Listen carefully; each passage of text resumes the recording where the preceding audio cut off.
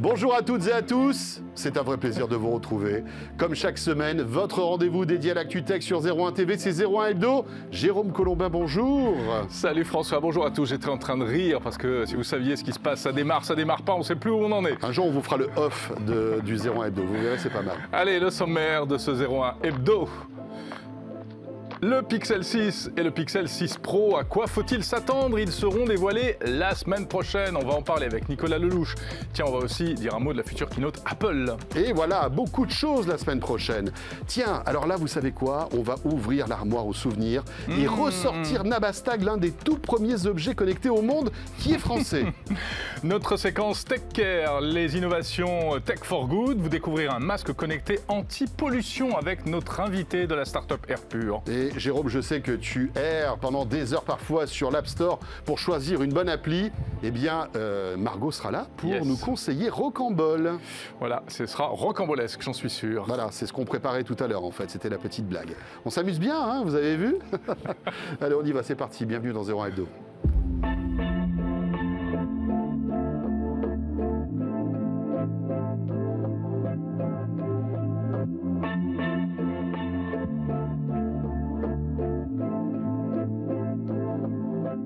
C'est vrai, on est tellement content de vous retrouver qu'on est super en forme, très heureux. Comme d'hab. Voilà, chaque semaine 01 Hebdo, vous le savez, sur 01 TV, la chaîne, sur les box, sur YouTube, sur 01net.com.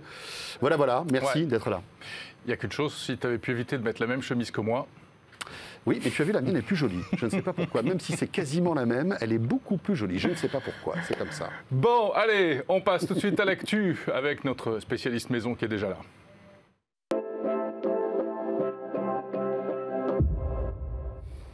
Salut Nicolas Lelouch. Salut Jérôme, salut François. Nicolas Lelouch, mesdames, messieurs, journaliste à 01net.com. Alors, l'actualité du jour, on va avoir pas mal de choses à commenter ensemble. Ouais.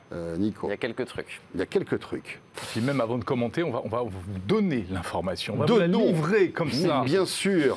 Cette semaine, François, tu étais en train de surfer sur le web dès 4-5 heures du matin, comme tous les jours. Mais bien sûr. Entendu, voilà. Et tout d'un coup, sur le coup de 9h, 9h30, paf, plus rien. Patatras. Sur tes sites préférés. Tous les sites de l'administration, du gouvernement, etc.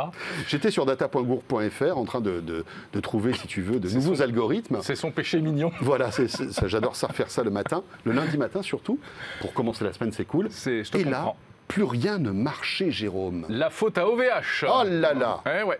Mais oui, OVH, grand hébergeur français, grand opérateur de serveurs, OVH Cloud même, et bien voilà, il s'est pris une panne en pleine tête. On se moquait de Facebook la semaine dernière en disant que les GAFA n'étaient pas fiables. Et bien chez nous aussi, ça arrive. Sauf que, tiens, c'est amusant, ce sont des serveurs américains qui se sont plantés, hein, si j'ai bien compris, pour OVH. C'est de l'autre côté de l'Atlantique, en fait, que ça a bugué. Et ce serait une erreur humaine en plus. Ce serait un mauvais copier-coller qui aurait foutu la pagaille, en fait.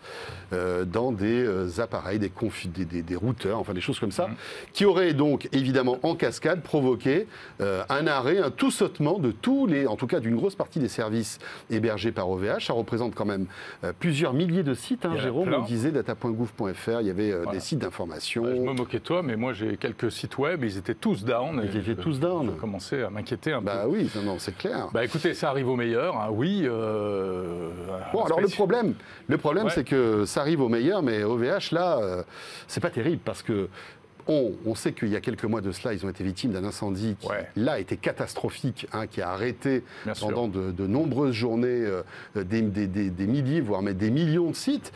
Et puis, le timing n'est pas très bon parce que OVH Cloud, puisque c'est le nouveau nom d'OVH, doit rentrer en bourse, et bien là, dans les heures qui viennent. Hein, on enregistre ce 01 Hebdo, vous le savez, le jeudi, en théorie vendredi. Donc demain, OVH arrive en bourse. Et avoir une panne comme ça, quelques heures avant une introduction en bourse, ça fait un peu tâche, quoi. Exactement. En tout cas, on ne peut pas leur reprocher de ne pas jouer à la transparence. Ça, c'est clair. Parce qu'immédiatement, ils expliquent ce qui se passe. Et d'ailleurs, ils expliquent de manière très très précise, hein, puisqu'il y a eu ce tweet homérique qui est en train de rentrer dans l'histoire des tweets. Tu peux nous lire le tweet? Je vais vous lire le tweet le fondateur d'OVH, s'il te plaît. Suite à une erreur humaine durant la reconfiguration du network sur notre DC à VH US Est, nous avons eu un souci sur toute la backbone. On va isoler le DC VH puis fixer la conf. Logique. Mais c'est une clarté incroyable. Nicolas, une analyse de tous ces mots? J'aurais fait pareil, je pense. Ouais. Non, mais alors, il faut savoir... Après, ça parle à certaines personnes. On se moque, mais il faut savoir qu'Octave Klaba, qui est le fondateur d'OVH, est un super entrepreneur, un génie du data center, du cloud, etc. Et il expliquait vraiment de manière très simple et technique, parce que c'est un technicien, ce qui s'était passé. C'est vrai que quand on n'a pas l'habitude, on lit ça, on ne comprend pas trop. Alors c'est dommage, parce que c'est une boîte qu'on aime beaucoup, qu'on soutient, qui soutient le cloud souverain. Enfin, OVH est un symbole, en fait. C'est un symbole du renouveau de la tech française, en fait. Bien sûr. Et voilà, donc on regrette vraiment ce petit incident qu'on va vite oublier. On espère une bonne entrée en bourse d'OVH dans les heures qui viennent. C'est tout le mal qu'on leur souhaite. Que cette panne, voilà, qu'on tourne vite la page de cette panne, hein, Jérôme. Ce qui est important, c'est que visiblement, ils ont réagi rapidement. En 1h30, le problème était réglé. Voilà. Bon.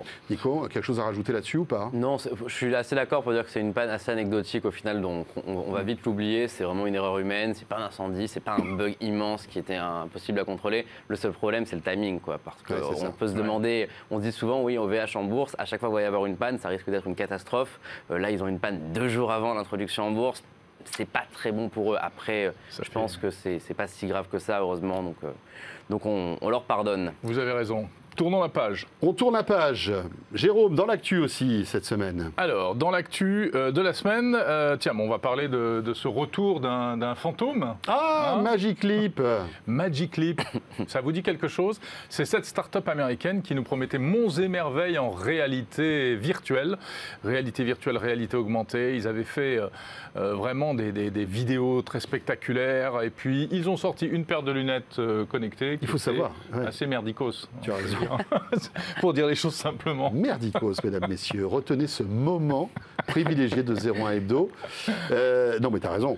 C'est le moins qu'on puisse dire. Simplement. Il faut savoir que, quand même, Magic Leap avait enflammé la Silicon Valley il y a quelques années. Je ne sais pas si vous vous souvenez, mais les milliards coulaient à flot. Google a investi des sommes folles dans Magic Leap. C'était un petit peu le côté disruptif de la réalité augmentée. Tout le monde attendait ce produit qui allait révolutionner en fait notre quotidien. Voilà, donc ça c'était en 2018, 2021, on n'a pas vu grand-chose. Non. On croyait d'ailleurs Magic Leap on croyait que c'était fini, mourir, mais non, ils sont toujours là, ils ont encore levé pas mal d'argent, Jérôme. Voilà, ils viennent de confier qu'ils avaient levé 500 millions de dollars pour fabriquer un nouveau produit, pour poursuivre leurs activités. Et ils nous promettent une deuxième version de ces lunettes connectées pour l'année prochaine. Bon, on va voir. Alors, écoute, tant mieux. Toujours le bénéfice du doute.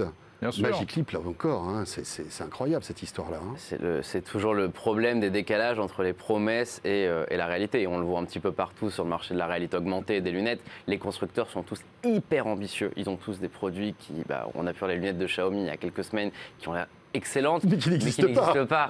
Et c'est toujours le problème. Magic Leap, ils ont au moins le mérite de proposer des produits qui existent réellement. Le problème, c'est que l'état actuel de la technologie fait qu'il n'est pas possible, qu'on s'appelle Magic Leap, Apple, Google ou Xiaomi, de lancer des lunettes connectées qui ne sont pas absolument encombrantes ou pas du tout pratiques. Non, on ne peut pas aller plus vite que la musique, en fait, et que l'innovation technologique. C'est un peu l'illustration typique de cette maxime dans le monde des startups, fake it until you make it. Voilà, c'est ça. Donc fais semblant jusqu'à ce que tu arrives à le faire, ça passera toujours.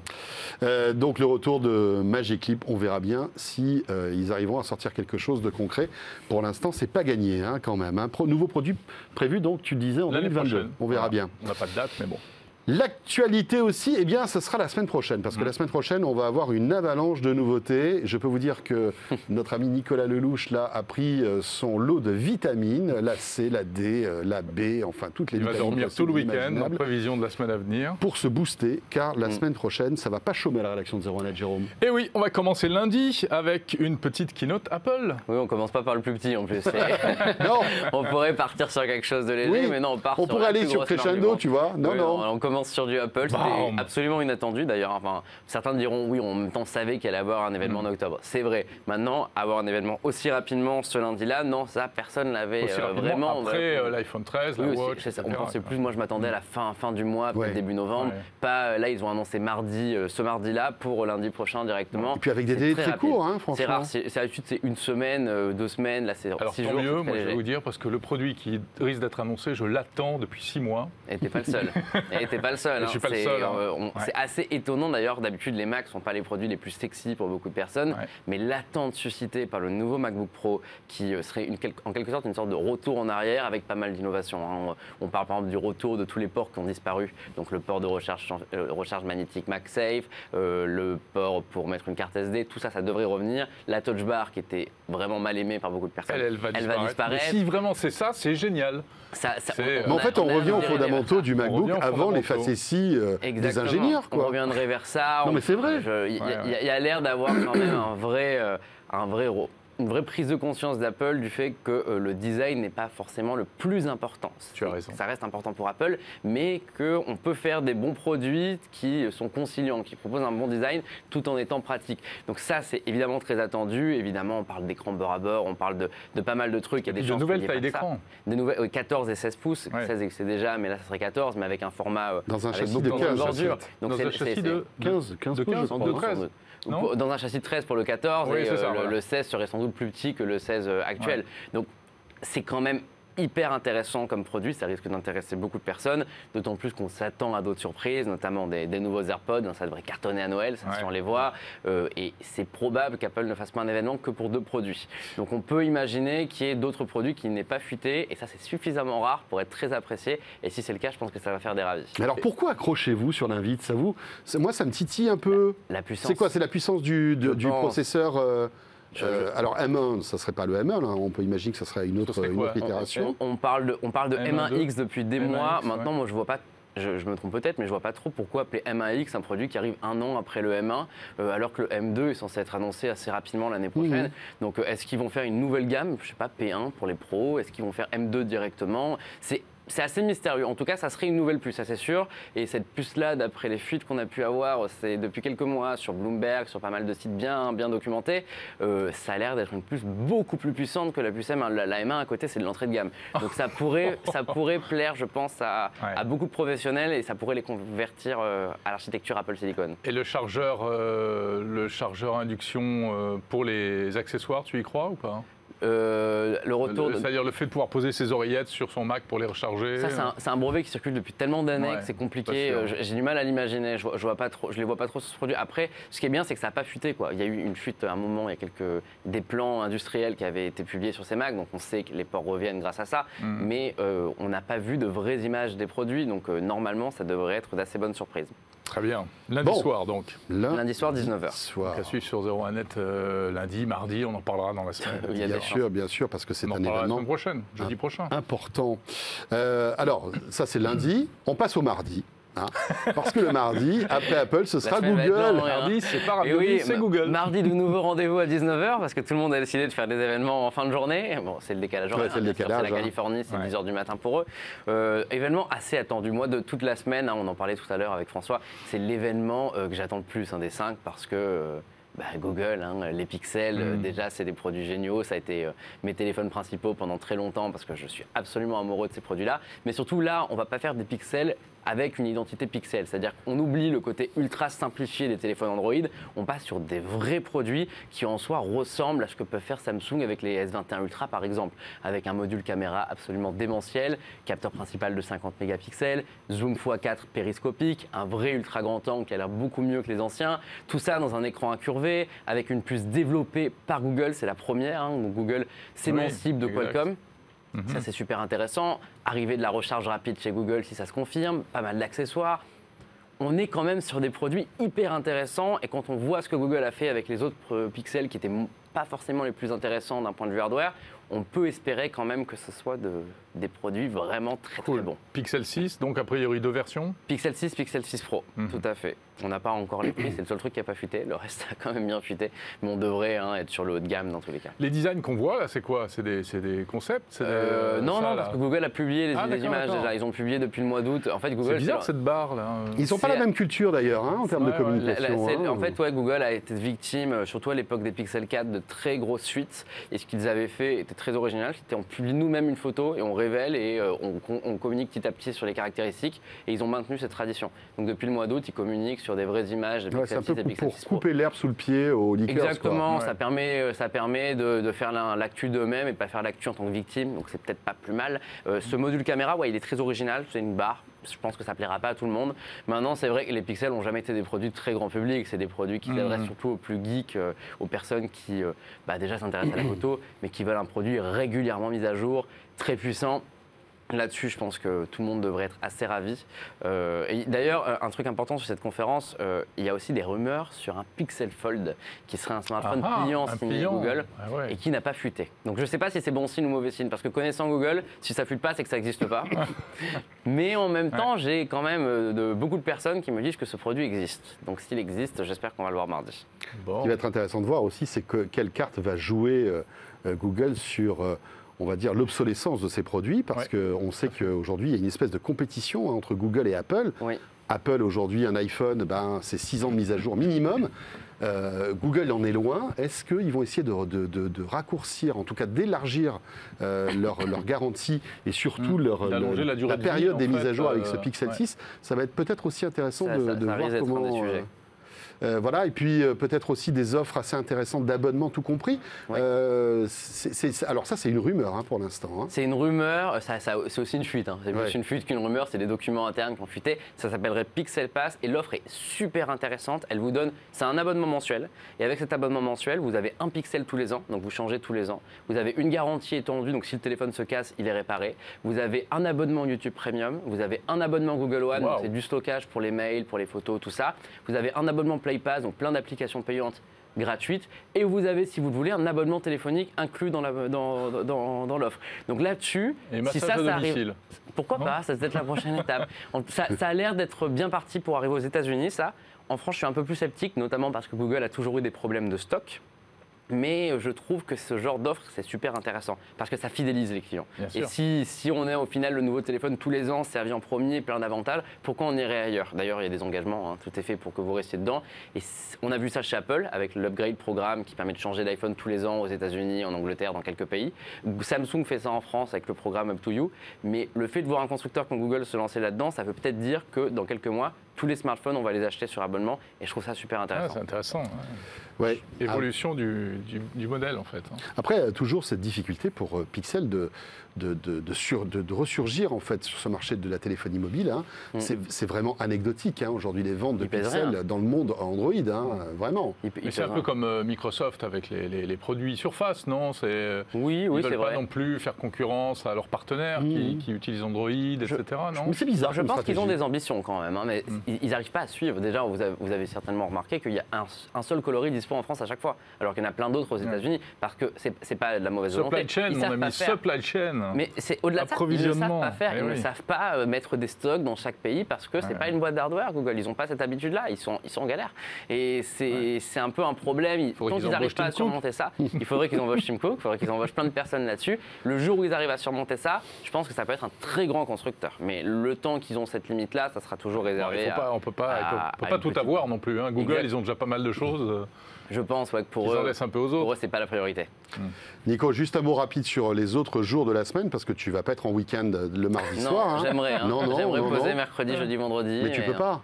Je ne peux pas parce que mercredi, nous avons Samsung qui a décidé, quelques heures après l'annonce d'Apple, de faire un événement, de dire nous aussi, on en fait un. Unpack Partie 2, rendez-vous mercredi à 16h. Donc cet événement, pour le coup, je n'ai aucune idée de ce qu'ils vont faire parce que tout simplement ça n'a pas fuité. C'était pas attendu parce qu'on sait qu'on en parlera d'ailleurs en seconde partie de l'émission. Samsung a de gros problèmes de pénurie de composants et donc du coup n'est pas normalement capable de sortir des téléphones en cette fin d'année.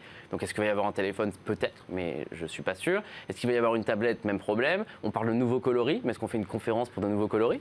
assez étrange. Donc là-dessus, c'est très bizarre, mais en tout cas, c'est un vrai événement Unpack. C'est pas une petite conférence. Donc non, il y aura des trucs. Jeudi, Huawei.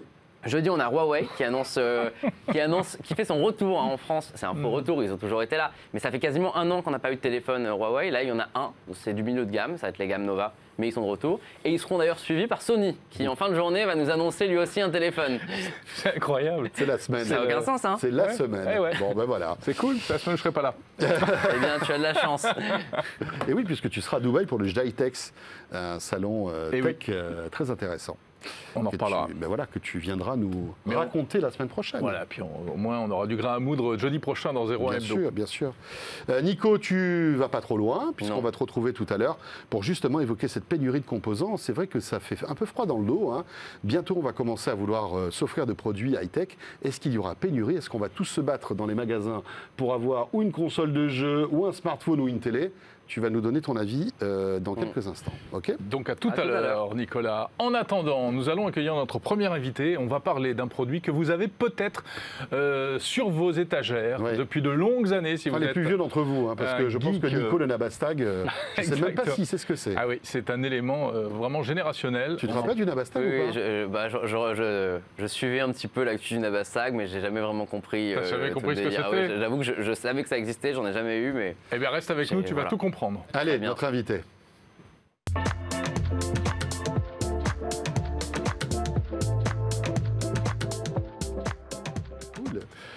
Olivier Ménel est avec nous. Bonjour Olivier. Bonjour Olivier. Merci d'être avec nous. Vous pouvez enlever votre masque. Ah oui, libre c'est à vrai. vous. Mais oui. Voilà. On a de l'espace ici. Il n'y a pas de problème. Voilà, toutes les. Alors c'est Olivier Mével. Ah pardon, Mével. Excusez-moi. Voilà. Leur foule qui vient d'être renvoyée, c'est dommage. Et vous êtes le créateur de Nabastag. Voilà, je suis la maman du Nabastag. La maman du Nabastag. Pourquoi la maman? C'est un peu barbu pour être la maman. Ah oui, c'est vrai. Mais il y a un papa qui est plus connu et moi, je suis la maman, quoi. Le papa, c'est Raphaël Adjian. Voilà, exactement. Avec à l'époque cette société Violet que vous aviez créée. Ouais. C'était tellement en avance sur son temps. Nabastag, on se souvient avec Jérôme, on était déjà dans le sérail et on parlait de vos produits et voilà, on parle beaucoup de souveraineté, d'innovation à la française, mais il faut savoir que l'un des tout premiers objets connectés au monde, il est français. Exactement. Et il est sur ce plateau, c'est Nabastag. Donc 2005, vous nous rappelez un peu ce qu'il faisait à l'époque et puis après on va parler de ce que vous faites aujourd'hui ici. Alors, à l'époque, il faisait beaucoup de choses. Bon, d'abord, c'était un lapin, donc il avait des oreilles qui bougeaient, donc il change de couleur, etc. Et il faisait... alors, on pouvait lui parler, il lisait des livres, il vous disait si vous aviez des emails, on pouvait marier deux Nabastag, si on bougeait les oreilles de l'un, ça bougeait les autres. Il était connecté à Internet en Wi-Fi, c'était surtout ça la grosse nouveauté. Ils étaient connectés à Internet en Wi-Fi. On disait qu'il y avait 126 raisons de vivre avec un lapin, donc voilà, il y avait des tas de choses, peut-être beaucoup. Il y avait aussi du NFC, il y avait de la reconnaissance vocale, on était un peu pionnier par rapport et là, on voit les images qu'on avait tournées, François, rappelle-toi, dans le bureau de Raphaël Adjian, ça devait être vers 2005, je pense, 2006. Oui, peut-être un peu plus, parce que ça, c'est le 2, d'accord. Un petit peu plus tard. Donc là, on est quoi, à peu près, milieu des années 2000, vous vous rendez compte à l'époque, voilà, c'était un objet connecté en Wi-Fi comme ça, avec lequel on pouvait interagir. C'était révolutionnaire. On est d'accord quand je dis que vous étiez l'un des tout premiers objets connectés au monde? C'était le cas. Il y avait deux sociétés. Il y avait Ambient Devices aux États-Unis et il y avait Violet. C'était le premier objet connecté grand public, quoi. Et c'était un objet qui a eu une espèce de hype à un moment, qui était très à la mode. Oui, bien sûr. Qui se vendait même aux US, etc. Alors, qui se vendait aux US, dans le monde entier. Il y avait des spectacles, il y avait un opéra de Nabastag, il y avait une communauté absolument dingue où des gens c'est du parachute avec leur Nabastag, enfin bon, vraiment il avait des petits habits aussi, il avait des customiser, etc. Alors après ça a été un peu compliqué quand même. C'était un peu plus compliqué. 2008 la société a fermé ses portes. Qu'est-ce qui s'est passé en fait? En fait, 2008 d'abord Violet, c'était une start-up, donc en fait, on vivait quand même sur des levées de fonds. 2008, ça a été une année un peu compliquée pour toutes les start-up. On se souvient de la crise financière. Un lapin connecté à Internet avec des fonctions pas très très définies, etc. Nous, on n'a pas réussi à refaire de levée de fonds. Et puis après, on est descendu. Et on a été... Vous n'en vendiez pas assez pour être rentable à l'époque? En fait, non, plus exactement... Nabastag, on l'avait un petit peu abandonné. Parce qu'il y avait le Nabastag et on disait, la stratégie, pourquoi on avait levé des fonds, c'était pour faire une plateforme d'objets connectés. C'est-à-dire, le premier objet, c'est le lapin, mais en fait, nous, on va faire l'hébergeur de tous les objets connectés au monde. Donc, c'était un peu plus ambitieux que de faire un peu ambitieux. Ouais. C'était un petit peu ambitieux. Et donc, si vous voulez, c'est même pas qu'en fait, on n'en a pas vendu assez, puisqu'on s'en occupait à peine. C'est-à-dire qu'on n'était pas la Nabastag Company, on était plutôt un hébergeur. Oui, c'était un peu votre vitrine grand public, quoi. Voilà. Et donc, cette stratégie de développer une plateforme, en fait, elle a échoué, et puis on s'est endormi, quoi. Alors, 2015, les serveurs ont été coupés, mais Nabastag revient en 2021. Absolument. De quelle manière ? Alors, il revient. Alors, c'est un projet qui date de 2 ans. En fait, on a décidé de refaire l'électronique à l'intérieur pour qu'il ne dépende plus de serveurs et qu'il soit autonome et qu'il puisse maintenant vivre pour l'éternité. Et donc, on a fabriqué un petit kit. Vous ouvrez votre lapin, vous remplacez l'électronique et puis... si on a encore un Nabastag, on peut l'upgrader. Ah bah oui, il faut avoir un Nabastag. On ne ressort pas. Vous n'en vendez plus. Aujourd'hui, il faut en trouver un sur le Bon Coin ou quelque part. C'est pas facile. C'est pas facile. Parce que si on en a de moins en moins. Si on en a un ou deux dans ma cave, c'est génial. Donc là, on a fait un kit. Vous ouvrez, vous le remettez. Vous refermez et il a les services les plus utiles, c'est-à-dire dire des bêtises, faire son tai chi, le mariage d'oreilles, des choses comme ça. D'accord. Parce qu'il faisait plein de trucs à l'époque. Il nous tenait au courant de la circulation. Alors il fait maintenant, il fait quand même quelques trucs utiles comme ça. Il donne la météo, les alertes pluie, les alertes pollution. Je crois qu'il y en a une en ce moment. Enfin, voilà. D'accord. Oui, c'était avant les smartphones, avant Alexa, avant Google Home, etc. Et alors, comment vous est venue cette idée, en fait ? Vous aviez pas envie de clôturer vraiment l'histoire Nabastag ? C'était un peu triste de voir qu'il n'existait plus, quoi. Et que, au départ, c'était quand même un peu une blague de se dire, tiens, on va le faire revivre. On a fait un show qui s'appelle Maker Faire. Et là, en fait, il y a eu les gens étaient fous, quoi. Ils venaient, et on est reparti avec une liste de 1000 adresses email. Et on s'est dit, il y a quelque chose à faire. Comment vous expliquez cet engouement pour ce produit qui est sorti il y a 15 ans ? En fait, je pense que l'engouement, c'est que c'était devenu un compagnon. C'est-à-dire, quand vous vivez avec Nabastag, effectivement, ce qui est intéressant, ce n'est pas tellement les infos qu'il vous donne, mais c'est le fait que c'est un peu comme un chat. Il va vous dire des bêtises, faire son tai chi, vous dire un peu l'heure, etc. Et c'est ça que les gens ont conservé, quoi. Avec une énorme nostalgie, parce qu'ils sont vraiment très, très motivés. C'est un peu le sentiment d'avoir été pionnier, finalement, d'avoir accompagné un produit. Il y a ça aussi, mais je pense que c'était il y en a quand même très peu, un des seuls objets qui a une personnalité. Oui. Voilà. Et là, Raphaël Adjian avait vu juste, quand il nous parlait c'est juste un appareil connecté, mais plutôt que ce soit une boîte noire, c'est un lapin. Voilà. Et puis, il avait sa propre voix, il disait des bêtises, quoi. Juste une question technique, parce que c'est vrai que cet appareil dépendait de serveurs. Comment avez-vous fait pour que, justement, il devienne indépendant, en fait ? Alors, dedans, il y a ce qu'on appelle un Raspberry Pi, qui est un tout petit ordinateur pour Maker, qui coûte 10 €. Et donc, tous les logiciels tournent dessus, en fait. Alors, évidemment, il a besoin d'Internet pour la météo ou pour... bien sûr. Mais sinon, la plupart des requêtes sont faites en interne. Oui, absolument. C'est-à-dire que s'il n'y a pas d'Internet, il continuera à dire des bêtises, à dire l'heure, à dire... Évidemment, il n'aura pas la météo. Et malgré tout, il y a des mises à jour qui sont prévues pour l'enrichir ou est-ce que ça sera figé ? Non, on continue c'est un projet open source, donc on continue à rajouter des services. Là, on va rajouter plein de services autour du NFC. Alors, vous avez lancé une campagne de financement, de participation sur Ulule. Oui. Pour quelle raison ? Pour financer tout ça ? Non, c'est pas pour financer. D'abord, c'est la deuxième. C'est en fait pour savoir combien de kits on va produire. Parce que c'est des one-shots. C'est-à-dire que c'est pas une nouvelle start-up. C'est des productions qu'on fait comme ça tous les 2 ou 3 ans. Donc là, si on a 1000, on fabrique 1100, et puis après, les autres, ils attendent 2-3 ans. Donc si on veut c'est le moment. Si on veut acheter un kit aujourd'hui, c'est sur Ulule qu'il faut aller. Alors. Voilà. Et ça coûte combien, ce kit ? Ça coûte 95 € avec le Raspberry Pi et le tournevis. Il y a tout ce qu'il faut. Et c'est pas trop compliqué, il ne faut pas être un ingénieur. Ah non. Et au pire, il y a aussi une option où vous nous envoyez le lapin et puis il revient, il est réveillé. Il est réveillé. C'est top ça.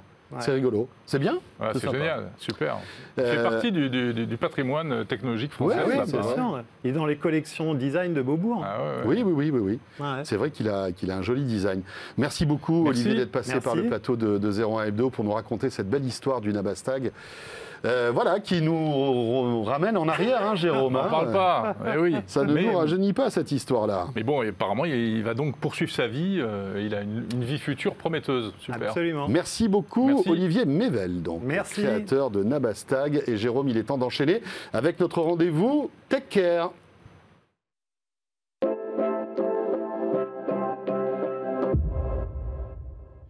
Et on va parler d'une autre innovation française, beaucoup plus récente, celle-ci. Oui.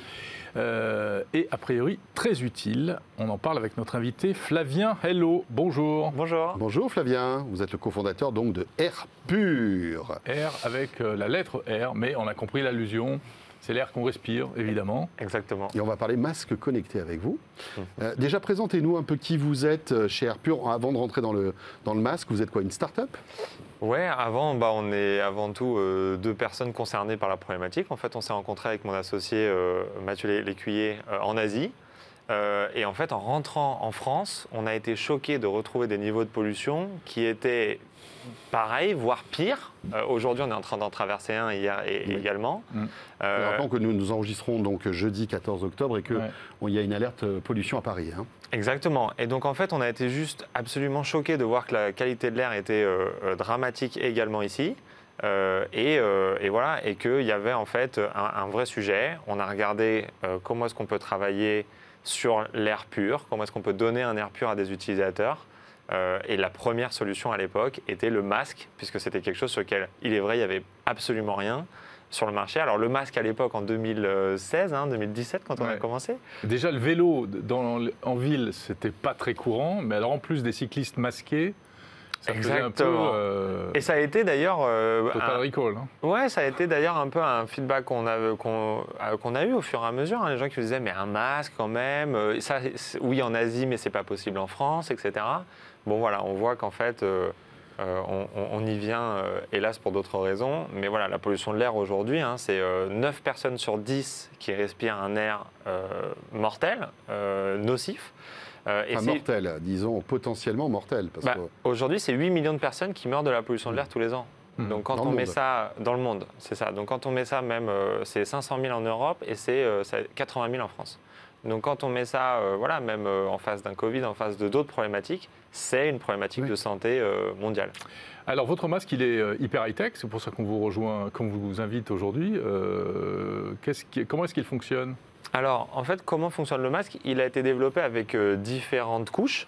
Chacune des couches a sa mission, donc un type de particule ou un type de gaz qui va en fait capter ou filtrer pour faire en sorte que l'air que vous respiriez est parfaitement pur, d'où le nom, air pur.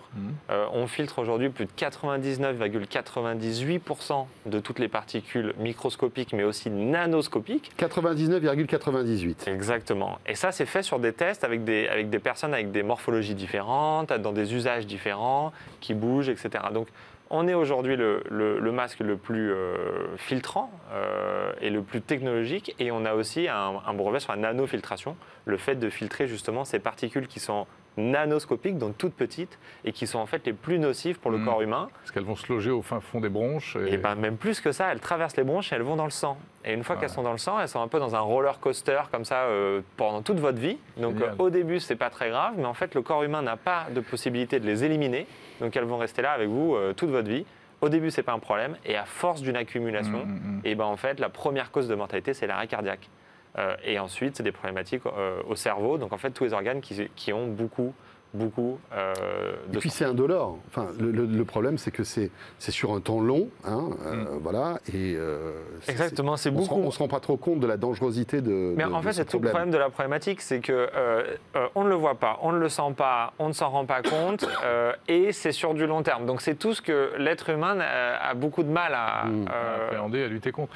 Et alors, il est connecté votre masque Alors effectivement, en fait, tout de suite, justement pour répondre à ce besoin. Bien ou ça a une utilité? Et ben justement, la première question c'était mais je ne vois rien. Et donc c'est aussi, on a une application mobile qui aide aussi à visualiser. Et donc en fait, je pense que le premier but de l'application mobile, c'est visualiser l'air qui est autour de nous et aussi le bienfait qu'on a de porter notre masque. Donc dès qu'on porte notre masque, l'application enregistre le moment où on est et grâce à des coordonnées GPS, on sait exactement la pollution de l'air que vous traversez et on est capable comme ça de vous dire toutes les particules que vous n'avez pas respirées. Mais comment savez-vous la pollution de l'air que je suis en train de traverser simplement avec le GPS ? En fait, aujourd'hui, on a des big data de la qualité de l'air. Donc, il y a des voitures connectées qui font de la captation, il y a énormément de bornes, plus des algorithmes. Et on est capable, sur un point GPS donné, en extérieur, hein, pas en intérieur, mais dehors, de reconstituer à moins de 10% d'erreur la qualité de l'air. Impressionnant, en temps réel. Ouais, bien sûr. Elles sont fiables, ces mesures ? Alors justement, elles sont pas. Le niveau. Ça dépend de la ville, ça dépend du nombre de captations. Donc on a des taux de fiabilité qui changent, et c'est pour ça qu'on a aussi un peu le Skyscanner de cette pollution de l'air, parce que nous en fait, on se connecte à différents providers, et ensuite on remet ça en forme avec un algorithme qui permet de reconstituer la donnée juste. Donc c'est celle-là qu'on traque aujourd'hui. D'accord, impressionnant. Hein. Et donc, je vois la qualité de l'air sans le masque, et je vais voir aussi la qualité de l'air que je vais respirer si je porte le masque. Exactement. Et donc, je vais pouvoir la comparer. différence et voir l'intérêt, et en fait, tout de suite voir le bienfait santé que ça a pour l'utilisateur. Et en fait, je pense que c'est tout ça, parce que le but, il était aussi de montrer ça, de montrer porter un masque. Alors bon, maintenant, on s'est habitué, alors on accepte ou on déteste, enfin voilà, chacun son truc. Mais ça doit être plus facile maintenant, hein. Il y a plus d'acceptation. Effectivement, à l'époque, il y avait aussi un peu un regard des autres, hein, surtout en France. On portait un masque, on se disait, mais un masque, il a un problème, lui. Exactement, il est malade, voilà. Et en fait, aujourd'hui, bien sûr, les gens comprennent l'intérêt qu'il peut y avoir. Il n'y a plus le regard des autres. Et au contraire, la question maintenant au feu rouge, c'est plutôt... C'est quel masque? Donc, ça a bien changé, ça ne gêne pas la respiration? Alors, on a plusieurs gammes selon l'activité que vous faites. Donc, typiquement, vous êtes en scooter électrique, en scooter, en moto, etc. Vous pouvez avoir le masque Nano One, qui était notre tout premier. Mais ensuite, si vous êtes en vélo et que vous faites électrique ou en vélo, vraiment, que vous poussez... Où là, on a besoin de plus d'oxygène et plus de respiration. Exactement. Et ben, on a toute une gamme avec une gamme sport aujourd'hui et des filtres spécifiques, des filtres sport qui permettent une meilleure respirabilité, etc. Donc, selon ce qu'on cherche et son activité, on peut choisir. Et ça, c'est sur la gamme actuelle, mais il y a aussi un nouveau masque qui arrive, puisqu'on a lancé là, en crowdfunding, en précommande, notre nouveau masque piéton, qui s'appelle le masque Fit, et qui, lui, s'attache juste derrière les oreilles et peut être utilisé du coup en intérieur, aussi bien quand on est dans le métro, quand on prend l'avion, au boulot, etc., etc. Et qui, en plus bien sûr d'une filtration Covid, puisqu'une filtration Covid, c'est en fait assez simple, hein, c'est des grosses particules. Oui, le virus, c'est plutôt gros par rapport aux autres nanoparticules qui sortent par exemple des moteurs diesel. Mais même les allergènes, même les gaz, on filtre absolument rien. Et en fait, tant qu'à porter un masque anti-Covid, c'est dommage de ne pas porter un masque qui peut faire beaucoup plus et filtrer vraiment tous les polluants qui sont dans l'air. Et donc voilà, c'est ce qu'on fait aujourd'hui. Je vais en acheter un, en plus j'en ai besoin cet après-midi pour aller dans Paris. Combien ça coûte? Alors il y a différentes gammes de prix, on commence à partir, aujourd'hui on est à 99 €, et puis ça va jusqu'à 150. Quand même. Ah ouais, c'est de la technologie, c'est pas juste un bout de papier comme on a aujourd'hui. Mais est-ce qu'il y a un entretien dans ce masque? Est-ce qu'il faut enlever des filtres, les changer, etc. Alors effectivement, le masque, il se lave assez simplement, on peut le mettre en machine, etc. Et puis ensuite, les filtres, il faut les changer tous les 2, 3, 4 mois selon les usages. Et encore une fois, l'application mobile vous dit exactement quand est-ce que vous devez faire tout ça. Donc il faut recharger le masque de temps en temps? Exactement, parce qu'en fait, le filtre, c'est un peu comme un ange gardien. Il emprisonne tous ces polluants. Mais à un moment, il est plein et donc il peut plus. Comme un sac d'aspirateur. Voilà, comme tous les filtres en fait qu'on va retrouver. Il faut recharger électriquement le masque aussi. Non, en fait, on a juste à enlever la partie filtration et remettre un filtre. Mais comment se connecte-t-il à l'appli le masque, en fait, lui, on scanne son usage et ensuite, c'est une partie déclarative. Donc, on déclare combien d'heures on le porte et ensuite, c'est l'application qui fait tout ce travail. Donc, il n'y a pas d'électronique dans le masque. On n'a pas d'électronique dans ce masque-là. C'est important de... Encore. Ouais, ça va arriver. Des choses qui arrivent, mais celui-là, on voulait quelque chose de plus simple. Je pense que les gens, ils ont aussi pouvoir juste envie de le sortir et pas se rendre compte qu'il ne marche pas. Ah, j'ai pas rechargé, etc., etc. Donc il y avait une simplicité. Sujet très intéressant, la pollution de l'air. On pourra en parler pendant des heures. Il faut savoir, par exemple, que la pollution de l'air intérieur est souvent plus nocive que la pollution de l'air extérieur. Et on ne le dit pas assez. Donc toujours ouvrir les fenêtres quand vous vous levez le matin, etc. Aérer l'appartement parce que c'est là qu'on a un taux de pollution très élevé. cause des cols dans les meubles, etc. C'est un énorme sujet. Bien sûr. Et d'ailleurs, en 2022, on arrive avec justement des nouveaux produits sur l'air intérieur, spécifiquement pour les enfants.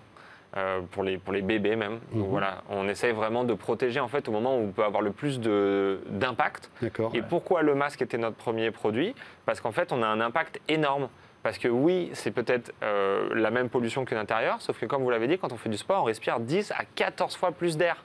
Donc en fait, en 2 heures de sport, j'ai respiré l'équivalent de plus d'une journée d'un air pollué. Non, mais moi j'ai toujours dit, il ne faut pas faire du sport. Non. Exactement, c'est une très bonne excuse. Et on a aussi l'application. Je te soutiens, mais vraiment très fortement. Merci beaucoup, Flavien. Avec grand plaisir, merci beaucoup. Flavien Hello, fondateur de Air Pur. On va poursuivre ce 01 Hebdo. On a encore 2 rendez-vous avec Margot Duchesne qui va nous rejoindre dans un instant. Mais auparavant, c'est le retour de Nicolas.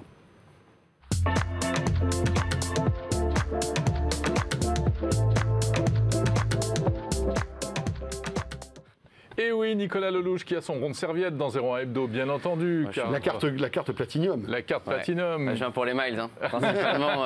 Oui, je sais. Tu as explosé le plafond. Là. Merci. Voilà. Mais surtout, que ferait-on sans Nicolas Lelouch pour décrypter certaines actus pas forcément simples à comprendre? Et on parle aujourd'hui de pénurie de composants électroniques. Oui, je ne sais pas si vous êtes au courant qu'il y a une pénurie de composants. En vrai, tout le monde est au courant parce qu'ils en parlent aux 20h, ils en parlent partout, tout le monde parle de ça. Pas forcément d'ailleurs en comprenant les origines de tout ce qui se passe parce que c'est un enchaînement de plein de problèmes qui a causé ça. Déjà, il y a le Covid qui a fermé des usines, qui a décalé des productions dans le temps. Il y a aussi eu des incendies, ça c'était évidemment dur à prédire. Là, récemment au Vietnam, ils ont eu une surgence du Covid qui a provoqué de nouvelles fermetures d'usines. Donc en fait, on est sur un scénario un peu catastrophique qui en soi ne peut pas être annulé. Il ne suffit pas de rouvrir pour reprendre ce qui s'est passé parce que tout ce qui est en retard doit être produit. Et voilà, c'est ça. Et c'est ce qui se passe et c'est ce qui fait que au fur et à mesure des mois, vu qu'on n'a pas de situation normale dans le monde entier, on ne fait que aggraver le problème et ça c'est assez problématique. Mais Nico, on a toujours connu des pénuries de composants. On se souvient à l'époque des Switch ou même des précédentes consoles de Nintendo. On se retrouvait à Noël, il n'y en avait plus. Voilà, et on l'a vu avec la PlayStation 5, qui est encore très difficile à trouver parce que Sony n'en produit pas assez. Il y avait des magasins dans Paris, c'était drôle, où le cours de la mémoire changeait de jour en jour. Oui, tout à fait. Il était écrit à la main. Dans les magasins d'informatique. Dans le 2e arrondissement, là, ça changeait tout le temps. Mais qu'est-ce qui change là en ce moment? Ce qui change, c'est que c'est une activité mondiale qui est paralysée.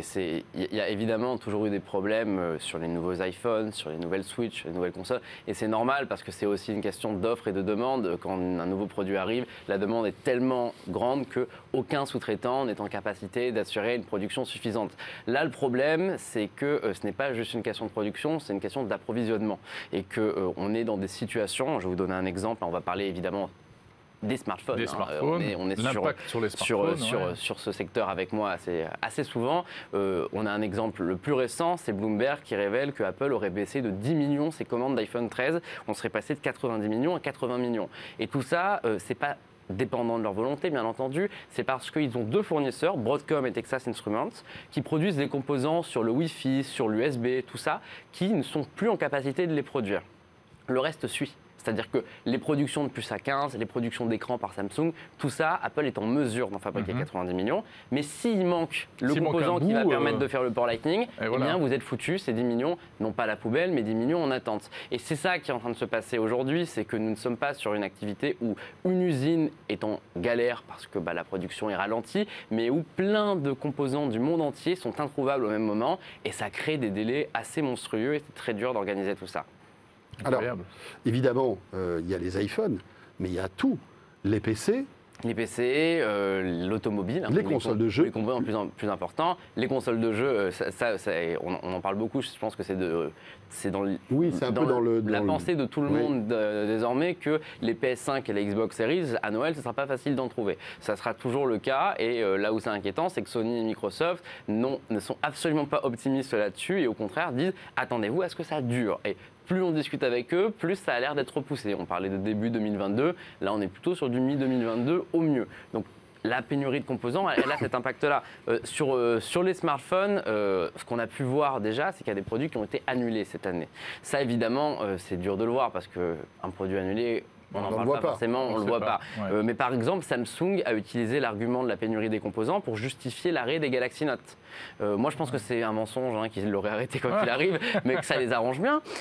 Mais c'est vrai qu'en l'état, quand on voit la situation de Samsung, je vous en parlais dans quelques instants, ils ne sont pas en état d'avoir une ligne aussi importante que le Galaxy Note. Il y a d'autres produits qui n'ont pas été produits. On parlait des Google Pixel tout à l'heure. Le Pixel 5a, qui est un produit, à mon avis, génial sur le milieu de gamme, il est dispo, je crois, aux États-Unis et au Japon, et c'est tout. Parce qu'ailleurs, impossible de le fabriquer en quantité suffisante. Et si vous regardez aussi les catalogues de marques comme Xiaomi, comme Oppo, comme Realme, ça fait 3 ans qu'on se moque d'eux parce qu'ils lancent des produits toutes les semaines. Là, il n'y en a pas eu tant que ça. Il y en a eu beaucoup plus qu'ailleurs, mais il y a eu quand même un ralentissement. Et eux vont jouer la carte de la maturité en disant non, on n'a plus besoin de lancer autant de produits qu'avant. Mais c'est pas vrai. Ils ont aussi énormément de problèmes de fabrication. Donc le monde entier est impacté sur ces industries-là. Après, bon, alors moi, c'est mon côté un peu on va dire, aller chercher de gratouiller la petite bête, mais est-ce que c'est pas aussi une bonne communication et un bon marketing pour dire aux gens, achetez vite, vite, vite, parce que si vous trouvez dans les magasins, eh ben vous allez l'acheter et vous êtes sûr de l'avoir pour Noël. Il y a aussi un peu cette je sais pas, alors peut-être que je me trompe. Il y a un vrai problème non, et puis on essaie de l'exploiter de manière positive. C'est ça, je suis d'accord, après ça va dépendre des constructeurs. Si on prend l'exemple de la PlayStation 5 ou de la Xbox, je pense que ça leur profite. Et ça serait à vérifier, évidemment, c'est compliqué d'avoir le scénario inverse, mais quand on voit les chiffres de vente des PS5 qui sont immenses, je ne suis pas tellement convaincu qu'ils seraient beaucoup plus élevés s'il y avait des stocks dans tous les magasins du monde entier. Parce que voilà, cette rareté crée le désir. Crée le désir sur ces produits-là. Après, le contre-exemple que j'ai en tête, c'est celui de Samsung. J'avais dit que je vais vous en reparler. La situation, elle est vraiment catastrophique pour eux. Allez, je vous mets au défi d'aller dans n'importe quelle boutique, Orange, SFR, Bouygues, aller à Fnac et de leur demander s'ils ont des S21, s'ils ont des Galaxy A. La plupart du temps, c'est des ruptures de stock. Ça, c'est très mauvais pour eux. Les opérateurs, les revendeurs, j'ai pu discuter avec eux, me disent qu'il y a des baisses qui sont sur 2 chiffres pour Samsung en termes de vente cette année. Ils s'attendent à ce que Samsung ait un Noël très compliqué. Et il y a quelque chose qui m'a amusé, c'est qu'ils ont lancé il y a 6 mois Samsung le Galaxy A52, qui est un téléphone milieu de gamme, qui normalement aurait dû être leur best-seller sur l'année 2021. Et 6 mois après, il y a le Galaxy A52s qui est sorti. Je leur ai demandé pourquoi, ils m'ont dit « Oh, on s'est dit que c'était l'opportunité de l'améliorer ». En réalité, tous les revendeurs avec qui je discute m'expliquent que ce Galaxy A52s utilise une puce différente parce que la puce d'origine, elle n'était plus disponible sur le marché. Et ça, c'est quand même assez intéressant. Un constructeur est obligé de bouleverser ses lignes de production, de mettre à jour un produit pour changer la puce. Et ça, on le voit un peu partout. OnePlus, Oppo, qui ont toujours utilisé des puces Snapdragon, utilisent des puces Mediatek. Ça aussi, c'est assez inédit. Donc, il y a vraiment un bouleversement. Je pense que ça va durer et je suis un petit peu inquiet pour la suite, pour l'évolution du marché du Fin d'année compliquée. Merci beaucoup, Nicolas Lelouch. Et toute cette pénurie va s'étaler encore sur toute l'année 2022, sans doute. C'est possible. Merci, Nicolas. Et on va terminer ce 01 Hebdo par notre rendez-vous sur l'appli de la semaine avec Margot.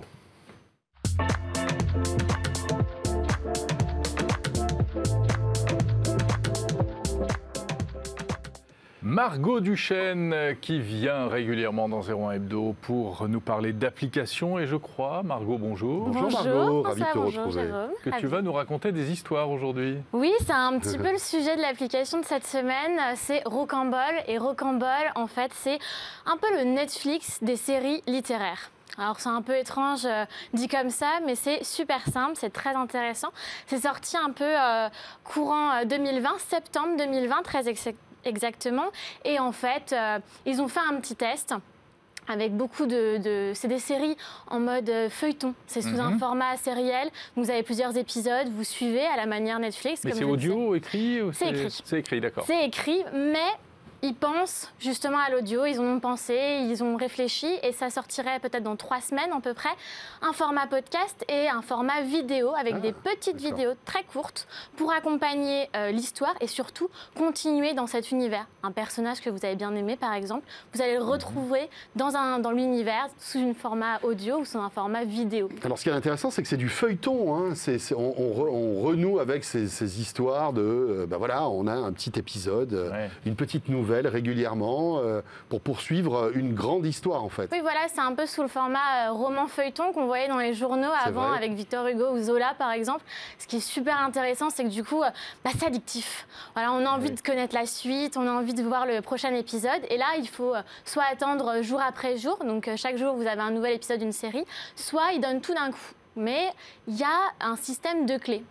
C'est-à-dire qu'il faut que vous ayez lu plusieurs petits épisodes pour pouvoir débloquer vos épisodes. Il y a aussi un côté gamification. Et oui, exactement. Voilà. Et ça, c'est dans leur modèle économique, en fait. C'est le côté freemium, ils appellent ça. Et puis le freemium, et il y a le côté premium.